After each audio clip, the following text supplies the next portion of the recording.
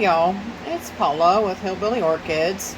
I want to let y'all know that my channel is sponsored by the Orchid Supply Store. It's your one-stop shop for anything you need A to Z orchids. Use the code Hillbilly for a 12% discount. Thanks for dropping by, y'all.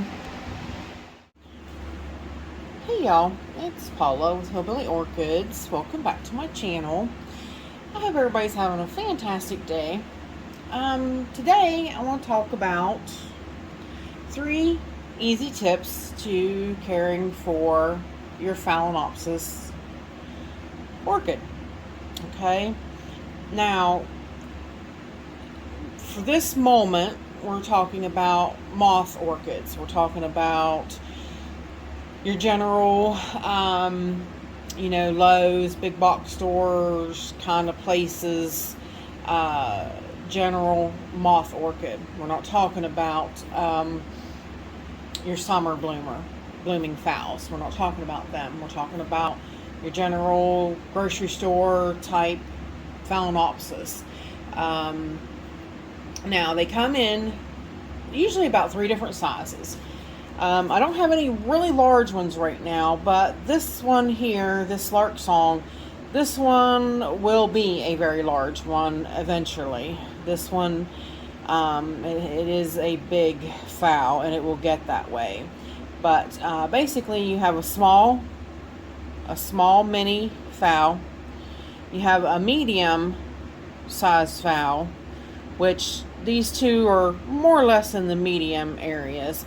And then you have the bigger phals, like your Schillerianas and your bigger moth orchids, like this is lark song.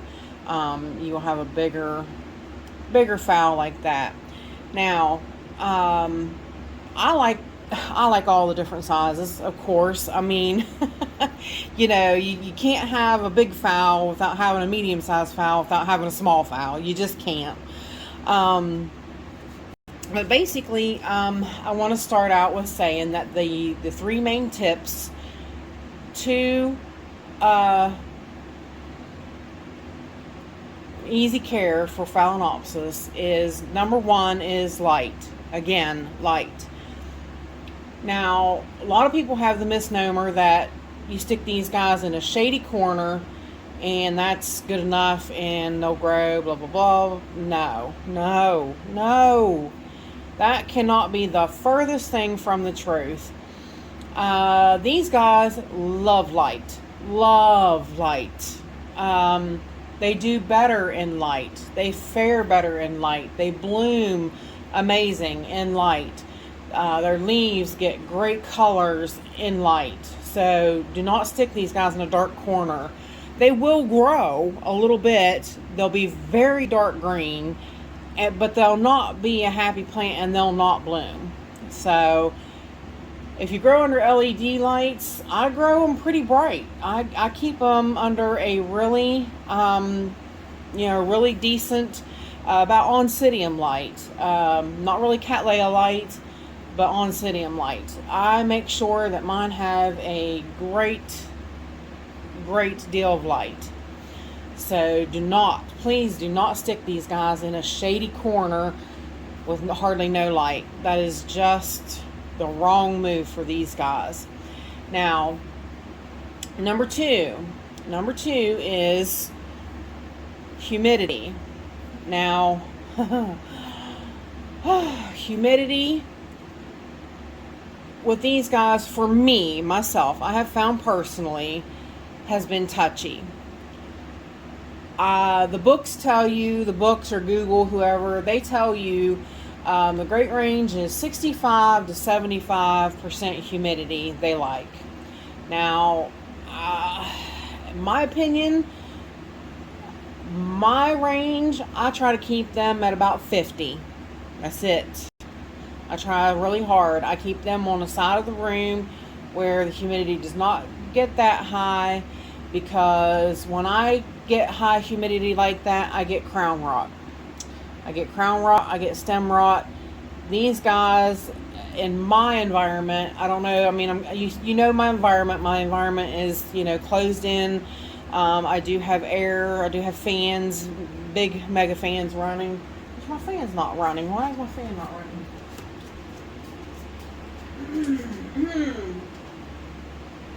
That's really odd. Speaking of, yeah, my fan's not running. Now you can see the humidity smoke blowing around.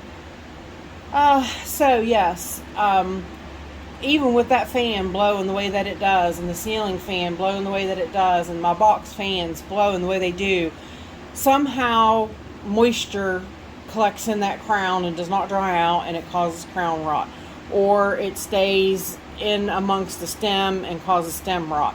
With these guys, stem rot, crown rot will absolutely be the demise of this plant. Sometimes if they get crown rot, you can save it, and because it can't grow a crown anymore, it will throw off a keiki, which is a keiki, which is an exact clone of this plant. So that can happen. Doesn't mean that you lost your plant, just like this one did. This is a keiki of this Schilleriana, because I lost the crown, so it threw off this keiki. This right here is a whole plant of this Schilleriana. So yeah, there you go. Number 1 is light, number 2 is temperature, and number 3 is watering. Now, there's a big misnomer about throwing ice cube in there. That's a tropical plant. Are you kidding me? Imagine yourself suntanning in the sun, and somebody come up and throw an ice cube on your stomach. You're gonna squall. You're gonna be like, get out of here, that's cold, right? So these guys are the same way. They don't want ice cubes on their roots. No. If you're gonna do that, just water them with plain tap water. I mean, for least sake, you know what I mean?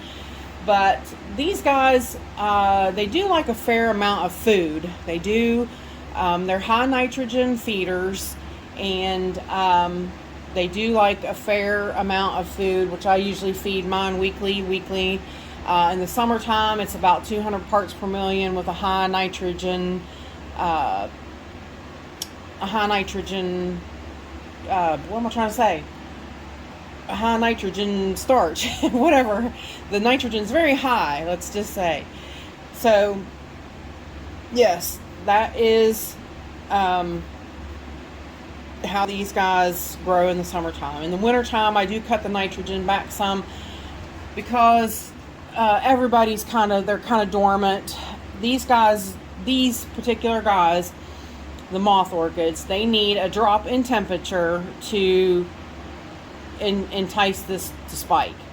These guys will not spike unless you drop them about 10 degrees difference of what they are in the daytime. So you need to do that. You need to drop their temperatures. So that's kind of the overall general light, humidity, and feeding. Those are the 3 main big time tips for growing the moth orchids. Now, I'm going to stop here for a second. I'm going to change things up, and I'm going to show you the summer blooming phals. They are different. Alrighty, we are back. Now, summer blooming Phalaenopsis, or also known as Novelty Phalaenopsis, are your bigger, rounded leafed Phalaenopsis. Now, this is a little tricky because, see, this is a Bellina, but this is a young plant. This is also a summer bloomer. This is also a novelty fowl. So, yes, the best way to tell is by the leaf. The leaf is a lot broader, a lot bigger, and as you can see, the size according to your hand, they have a lot bigger leaves. Now, generally, let me see too. I don't know if I can sneak Violacea down here in the mix.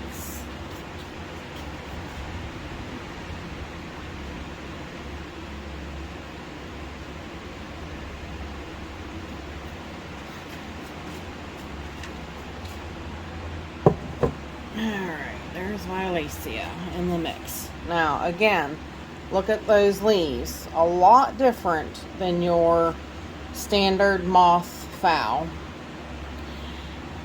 Okay, there's my three of them. I have more. I have Bellinas. I have seedling Bellinas, which again, you can still distinguish because of their leaf shapes. So, they definitely have a different, rounder leaf shape. Okay, so now with these guys, the 3 tips with them are basically the same, but the guidelines a little bit different. Now, the temperature's number 1 for them. These guys like it warm. These guys like it really warm. These guys like it 80 degrees and above. They like warm temperatures. Now, they do okay. You know, they can drop down to mid 60s and they can do fine in that. They can maintain. They don't thrive at 60 by any means, and they can do 60 at like nighttime, but then in the daytime they need to go up. They need to be pretty warm. So like in my grow space right now in the wintertime, they're doing pretty good. They're doing okay. Most of the highest temperatures I get are about 72 to 75. So I've got a few that are fussing about it a little bit. Not anything major, but definitely these guys like 80 degrees and up. These guys love summertime. Hands down. Summertime is their time to shine. Again, light. Now these guys like it brighter than the actual moth Phalaenopsis. These guys they can handle like a low spectrum kind of Cattleya light. They don't mind, I can put mine basically, and I do have them on the same shelves as I do my Cattleyas, and they are doing phenomenal. They love it. They really like a lot of light, and you can see how deep dark green they are, and how just they're really benefiting from that light. And number 3 with them is also feed. Again, these guys are heavy feeders. They're bigger plants. They like a lot of food, but make sure they're using their food, and that goes with the moth orchids too, the moth Phalaenopsis, because make sure you flush. If they're not eating that food and they're not using that food, flush these pots. Okay, that's why I tend to feed on the low side, because I'm a little lazy about flushing sometimes. So if I keep it on the lower side, then I know they're using what I'm giving them. There's no added extras, but they are using what I'm giving them. And then I try to get my butt in gear, you know, here, yonder, and there, and try to get them flushed. But that is basically your tips for growing these guys. Like I said, humidity is the same thing. Did I even mention humidity? I think I jumped straight to feeding.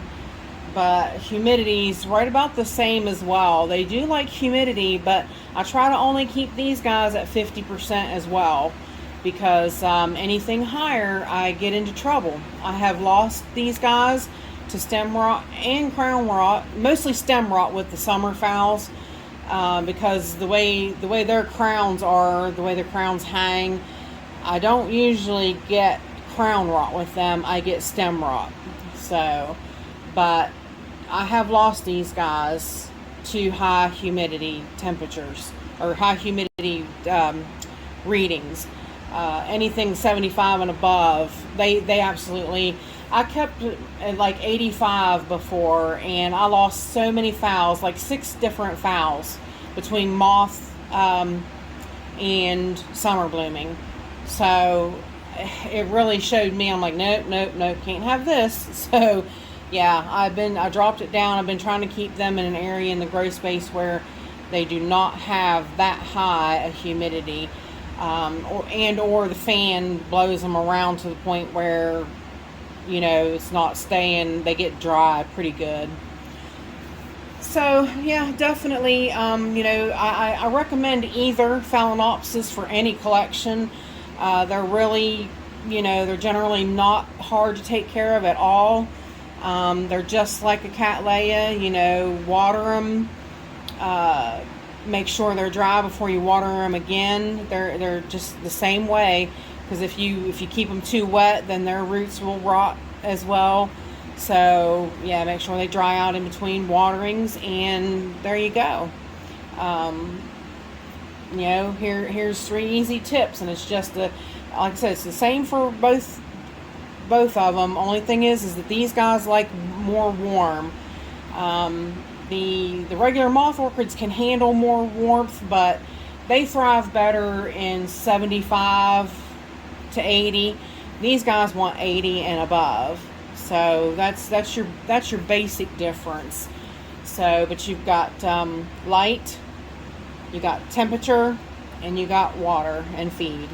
So if you guys have any questions, please feel free to put them down in the comments. And with that said, I appreciate all you beautiful, wonderful people stopping by and hanging out with me. And bye for now, y'all, till we meet again. And Merry Christmas, y'all. It's coming. Merry Christmas.